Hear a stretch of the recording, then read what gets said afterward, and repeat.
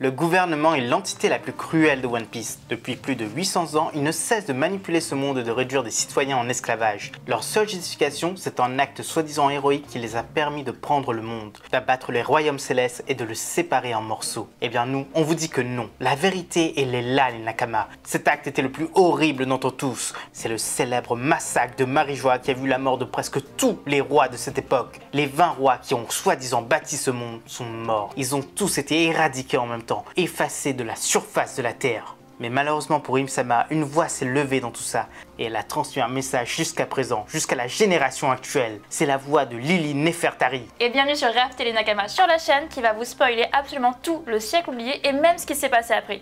Et oui, on va le faire sans vergogne, sans aucune pitié, mais si vous êtes un minimum curieux, eh bien restez ici, on est sûr qu'elle va vous plaire parce qu'on y a mis du cœur et on l'a vraiment très bien travaillé cette petite vidéo. N'oubliez pas que c'est pas des théories au hasard qu'on fait, c'est des théories qui sont basées sur l'histoire, sur beaucoup de choses, sur beaucoup de références.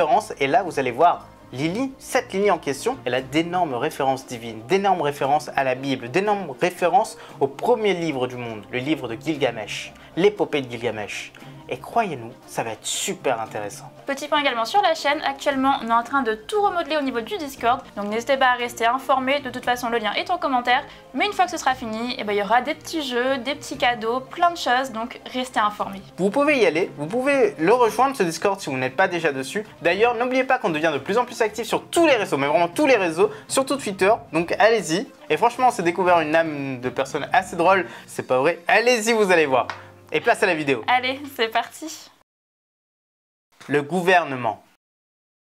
Le gouvernement dans One Piece est une entité qui règne sur le monde depuis plus de 800 ans de cela. Ils sont terrassés à l'ancien monde suite à une grande guerre qui a opposé les 20 rois et la coalition des royaumes antiques. Et forcément après leur victoire, ils ont fait ce qui était normal. Ils ont pris le monde. Mais eux, ils n'ont pas séparé, loin de là. Et pour éviter la montée de dissidence entre eux, ils se sont réunis sur Red Line, le seul continent de ce monde. Et ils ont décidé que maintenant, eux et tous leurs descendants vivront sur le seul continent du globe. Et tout ça en tant qu'être divin. C'est vraiment pas de la gnognotte. À ce niveau-là, on peut se dire qu'ils se la pétaient un tout petit peu. Et pour sceller ce pacte, ils ont créé un trône au centre de leur château, un trône au centre du monde, un trône qui était censé être vide à jamais, car chaque roi a planté son épée en face de celui-ci, un acte qui montre leur grande évolution et leur acceptation de titre de dragon céleste. Et du côté de leur royaume, un autre pacte a été scellé. Ces rois ne devaient pas retourner sur place, ils devaient laisser la gouvernance à des familles remplaçantes. Et pour faciliter les choses, tout ce qui était relatif aux anciens royaumes, aux anciennes dynasties, a été complètement supprimé, absolument tout, sauf pour un royaume, celui des Nefertari. La souveraine Lily a décidé de ne pas rester et de ne pas planter son épée. Elle est donc partie et elle a pris la mer pour rentrer dans son pays. Et depuis ce jour, plus personne ne l'a revue. Le gouvernement lui s'est développé jusqu'à nos jours avec une seule personne à sa tête, Im-sama. Lily. Pour bien comprendre cette théorie, il faut bien avoir en tête la vie de Lily. Et là, vous allez me dire, personne ne connaît la vie de Lily. C'est vrai, mais en soi, ce personnage est une référence à elle seule. Une énorme référence historique, mais aussi à One Piece. Mais avant de commencer, il faut se dire que nous, on ne croit absolument pas à la théorie où c'est Lily. On y a cru au début, on s'est demandé en fait est-ce que c'était le cas lors de notre réaction live. On en a beaucoup discuté et en fait la réponse est forcément non. Tout simplement car il y a un faisceau de preuves qui montre que ce n'est pas elle. Cela ne ferait absolument pas sens. Elle a quitté le gouvernement et n'a pas déposé son épée. Ok, ça en soi, ça peut faire comme si qu'elle était la seule qui n'a pas juré allégeance et donc qu'elle aurait pu prendre la place de dirigeante. En plus, elle a laissé une lettre pour les générations futures et ça, le Gorosei ne le savait absolument pas. Ils avaient tous l'air choqués en l'apprenant et ça a même fait sortir Im-sama de tréfonds de Marijois. Ça ne collerait absolument pas à tout ça. Et preuve ultime, cette page du manga où le Gorosei dit clairement que les Nefertari sont tous des traîtres à cause de ce jour-là, à cause du fait qu'ils n'ont pas rejoint les dragons célestes. Il n'y a aucun sens à traiter leur propre reine de la sorte. En tout cas, s'il y en avait, One Piece serait peut-être un tout petit peu moins cohérent. La première référence à One Piece, c'est Vivi, parce que finalement leur nom n'est pas si différent que ça. À chaque fois, c'est un petit prénom de 4 lettres avec 2 i. Donc là, en soi, le pattern ne serait pas tout le temps, c'est même absolument bizarre. Moi, j'ai peur de la suite. J'ai peur de la suite. Parce que peut-être que c'est dans l'ordre alphabétique. Et Titi, Vivi, un jour ça va arriver au Z. Un jour ça va arriver au Z, moi je vous dis. Bref, et Lily c'était la première. Enfin qu'il y a énormément de personnes, énormément d'héritières. D'ailleurs, ce point nous permet de dire que Cobra n'est pas forcément de sang royal. C'est le mari de Titi.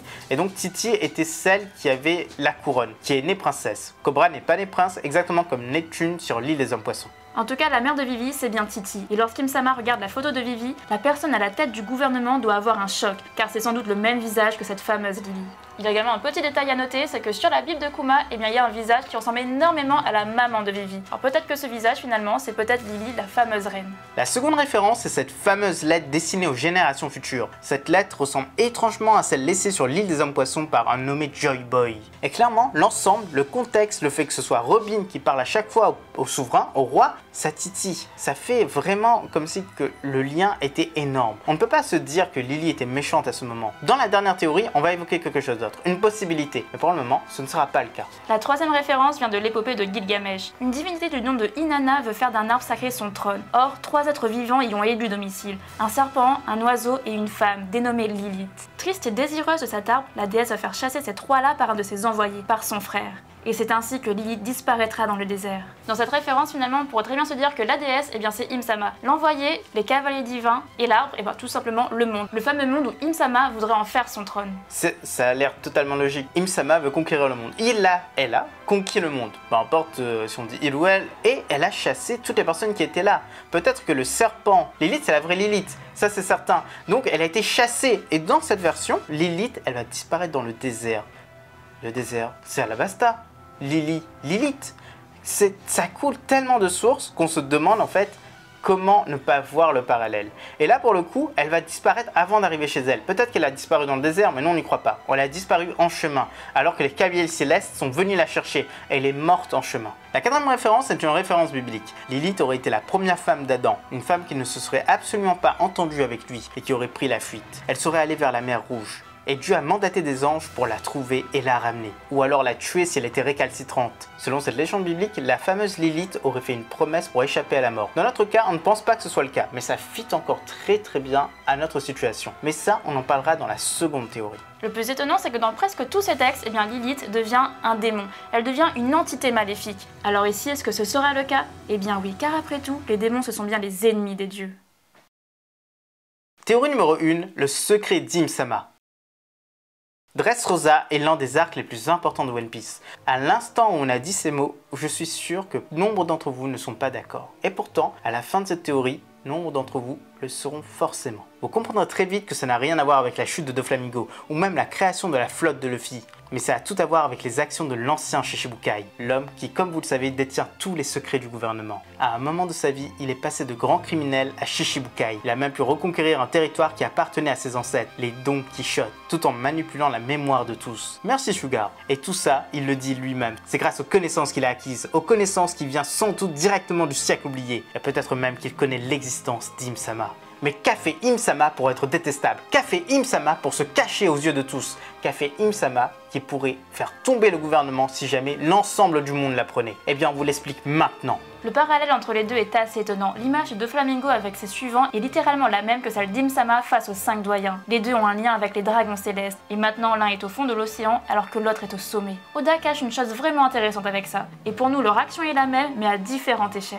Et le point essentiel, c'est l'oubli. Oui, l'oubli. Dans le chapitre 1084, Cobra explique bien une chose. Le gouvernement s'est formé quand les 20 rois se sont dirigés vers Marie-Joie, lorsqu'ils ont décidé de ne plus rentrer chez eux, de rester sur place et de faire en sorte d'effacer toute trace de leur dynastie sur leur terre natale. Mais vous ne trouvez pas ça un peu étrange? Qui aurait l'idée d'effacer un passé aussi glorieux, autant d'éléments importants, de détruire tant de vestiges? Et qui pourrait faire ça? Mais pourtant, c'est bien ça le siècle oublié. C'est la destruction de tout, mais dans un seul but. L'effacement du visage de ces personnes, de ces 20 rois de la surface de la Terre. Car eux, ils ne sont pas devenus des êtres divins, non, loin de là. Ils n'ont été que des cadavres, et voici le récit qu'on peut faire de cette histoire. Im-sama est une des divinités de One Piece. Et oui, ça, on en est certain. Une des divinités de ce monde. Comme une de celles de Skypiea, à l'instar de Nika, elle avait un rôle de bienfaitrice à l'époque. Jusqu'au jour où elle a décidé de prendre le monde, car elle représente la Terre. Elle semble totalement symboliser cet astre. Alors à l'instar de Gaïa, dans la mythologie grecque, elle a poussé à la guerre de Troie. Elle a manipulé le roi pour aller en guerre contre Joy Boy, contre les royaumes antiques. Le prétexte nous est toujours inconnu, mais après de très nombreuses années de guerre, ils ont fini par l'emporter. Mais Im, elle, n'était toujours pas satisfait. Elle fit venir ses 20 rois et reines au lieu de gloire qu'elle venait de faire construire, à Marie-Joie. Tout ça pour leur donner leur ultime récompense. Tous croyaient en elle, sauf une personne qui a commencé à avoir des doutes sur le bienfait de leur cause, sur leur soi-disant domination nécessaire du monde. Et cette femme, c'était la reine d'Alabasta, qui repartit juste après son arrivée sur place. Mais ça, on en parlera dans la seconde théorie. Les autres, eux, allèrent jusqu'à la salle du trône vacant sans hésiter un seul instant. Mais sur place, Im leur a montré l'ultime désespoir. Sa nouvelle force armée était là, les cavaliers célestes. Et elle avait sans doute un nouveau pouvoir. Peut-être même un fruit du démon, celui de l'oubli. Et elle a effacé toutes ces personnes. Il y a quand même une question qu'on se pose. Est-ce que le Gorosei est issu de ces 20 rois? Est-ce qu'elle avait assez confiance dans ces 5 personnes pour en faire sa garde personnelle? Ces personnes qui allaient diriger le monde pour elle. Et ici, on n'en parlera pas. On ira du principe que tous ont été éliminés. Et évidemment, tous furent effacés en même temps que le siècle oublié, en même temps que la Grande Guerre. Et quand ce fut fini,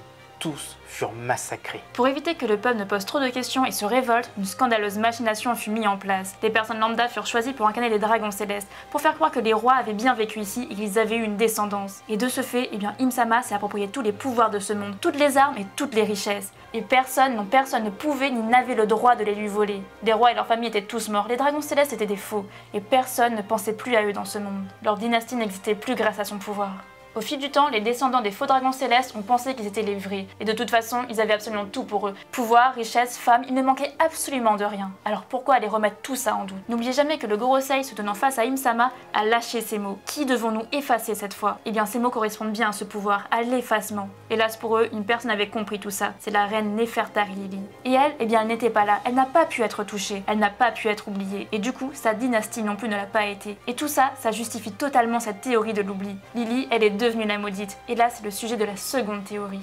Avant de passer à cette théorie, vous avez énormément de questions vis-à-vis de la première, ce qui est totalement normal. Pourquoi Im Sama n'est pas parti effacer la lignée de Lili sur place, sur Alabasta? Sans doute qu'elle est cloîtrée à Marijois. Elle ne peut pas sortir ou elle ne veut plus sortir. Ensuite, pourquoi cet oubli? Pourquoi avoir massacré ces 20 rois? Eh bien, tout simplement pour avoir le pouvoir pour elle-même. On l'a justifié, mais on trouve que c'est encore normal de le répéter. Elle voulait tout pour elle, mais elle voulait que ce soit légitime vis-à-vis du monde entier. Si tous les royaumes se disaient « En fait, mon roi n'est pas sur place. Mon ancien roi, celui qui dirigeait mon pays, en qui j'ai cru, en qui j'ai mis toute ma confiance, n'est pas devenu un dieu là-bas. » Et je n'ai plus en fait de légitimité à écouter les dragons célestes qui dirigent le monde soi-disant, ce serait l'émeute partout, des révolutions partout, pire qu'actuellement dans One Piece. Donc forcément c'était le bon plan à l'époque. Théorie numéro 2, la malédiction de Lili.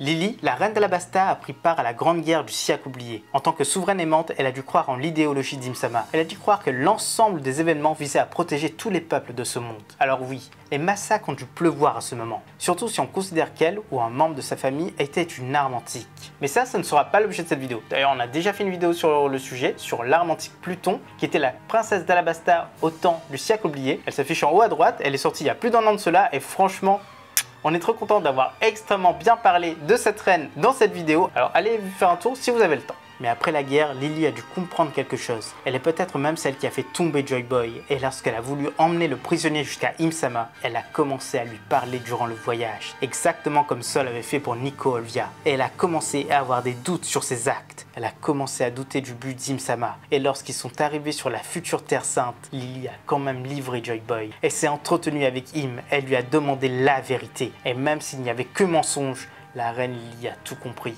et elle a fui. Ce jour-là, elle a découvert le secret d'Im Sama et elle a repris la mer à temps, alors que tous les autres souverains allaient se faire massacrer. Mais Lili, elle n'était pas bête, bien au contraire, elle savait que sa vie était en danger, exactement comme Vivi sur Whiskey Pea. Alors ces hommes ont décidé de prendre le risque à sa place, mais rien n'y a fait. Lili savait déjà que tout était fini. Alors du coup, elle a décidé de parler à la génération suivante avant que le grand effacement n'ait lieu. Elle a laissé un message pour les générations futures, et surtout pour la génération dont Joy Boy lui avait parlé, celle qui arriverait dans 800 ans, celle de Vivi et Luffy. Et ce serait un message contenant un secret sur Im Sama, sur sa nature et peut-être même la façon d'abattre sa divinité. Et ce message, elle l'a confié à ses 2 meilleurs guerriers, ceux qui suivent la famille Nefertari depuis bien longtemps, le faucon et le chacal, les 2 possesseurs de ces fruits à cette époque. Ils sont rentrés à Alabasta par un autre chemin. C'est bien eux qui ont fait savoir au petit frère de la reine que sa sœur ne viendrait plus, et qui ont incité à cacher ce message en le faisant graver sur un poneglyphe, qu'ils ont ensuite caché avant le grand effacement. Alors que pendant ce temps, en pleine mer, les cavaliers divins sont arrivés, et comme dans la légende de la Lilith biblique, ils ont essayé de la ramener sur place pour qu'elle soit effacée par Im Sama, leur véritable dieu. Hélas, ça n'a absolument pas marché, et elle a préféré mourir dans cette mer en direction de son île. Et en mourant, elle les a tous maudits. Elle, la véritable grande reine d'Alabasta, a lancé quelque chose d'irréparable. Là, on va aller sans doute un peu trop loin, mais dans cette dernière parole, on peut imaginer que Lili avait plus de pouvoir que ça. Elle a déclenché quelque chose, une malédiction sur tous les personnes qui étaient présentes. Elle est devenue vraiment une divinité maléfique à ce moment-là. Nous, on pense qu'elle a été coulée et qu'elle est morte noyée. Et c'est peut-être ça qui a lancé la malédiction qui fait que tous les utilisateurs de fruits du démon coulent et ne peuvent pas nager. Ce serait vraiment très intéressant et ça donnerait une énorme justification à tout ça. Et bien sûr, l'une des seules personnes qui échapperait à cette malédiction, c'est bien Joy Boy. Après tout, sur Wano, Luffy coule mais ne meurt pas. Théorie numéro 3, les survivants. L'héritage de la reine Lily est encore bien présent aujourd'hui. Pour nous, elle a transmis directement grâce à ce message que le Pell et le Shaka de l'époque ont transporté. Un message qui a sans doute été lu par Nico Robin et qui a été donné à Cobra, mais que Robin ne peut pas encore comprendre. Elle a contribué à faire transporter les mots et la volonté de Joy Boy, celle du dit. Il y a peut-être deux autres façons qui ont permis à Lily de transporter son message. La première, c'est bien les survivants de son équipage. En fuyant la Nouvelle Terre Sainte, Lily est morte, mais peut-être qu'une partie de son escorte royale a survécu. N'oubliez pas que les personnes qui ne meurent pas dans One Piece, eh bien ils sont légion. Et ces personnes sont arrivées sur une certaine île isolée de tout, la fameuse Amazone. Elles étaient tous des femmes, elles se sont mis à craindre le monde extérieur de peur que le gouvernement vienne les tuer. Elles ont créé une communauté renfermée sur elles-mêmes qui est devenue village, puis ville, puis pays. Et enfin Amazon Lily, cet endroit non affilié au gouvernement qui perpétue son nom et sa façon de penser. Et enfin un peu plus farfelu, une autre personne aurait pu échapper à ce massacre grâce à un fou du démon, la fameuse Toki. Et oui, on sait qu'elle vient du siècle oublié, on sait qu'elle a été la détentrice de pas mal de secrets. Alors pourquoi ne pas être une des proches de la princesse? Hélas pour elle, n'aurait pas pu transporter la reine avec elle, tout simplement par manque de maîtrise de son fruit, ou alors peut-être que celle-ci a préféré rester pour préserver sa famille. Sa disparition serait tout simplement la fin pour eux, car le gouvernement la chercherait encore et encore. Théorie numéro 4, le visage. Et enfin, la quatrième et dernière théorie de cette vidéo sera très courte, tout simplement parce qu'il n'y a pas grand chose à en dire. Quel est le visage d'Im-sama? Pour nous, elle serait forcément très petite, elle a l'air très petite, très jeune et très capricieuse. Tout ça car il faut la mettre en opposition avec Joy Boy. N'oubliez pas que c'est sans doute un géant qui a autrefois porté le chapeau de paille de Marie-Joie, et tous les deux ont toujours été voués à s'affronter. Oda pourrait faire un travail génial en opposant les deux au niveau design.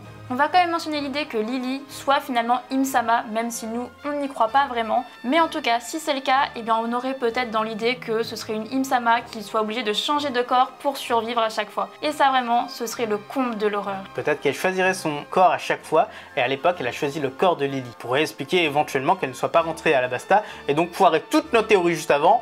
Mais tant pis, et gouverner très longtemps avec ce corps. En tout cas, si on parle là-dessus, eh bien ne vous inquiétez pas parce qu'on fera une vidéo totalement dédiée à cette théorie. Et voilà les Nakamas, c'est déjà la fin de cette vidéo. On espère que ça vous a plu. N'oubliez pas de laisser vos commentaires et surtout regardez les autres théories qu'on a sorties. Par exemple, il y a 2 semaines sur le haki, la 4e forme du haki qui vous a énormément plu. Donc si vous ne l'avez pas vu, allez le voir. N'oubliez pas également le petit like, de vous abonner si ce n'est pas déjà fait. Et surtout, on se retrouve mercredi pour la 2e partie de notre What If sur Luffy s'il faisait partie de la marine. A bientôt les accros de One Piece.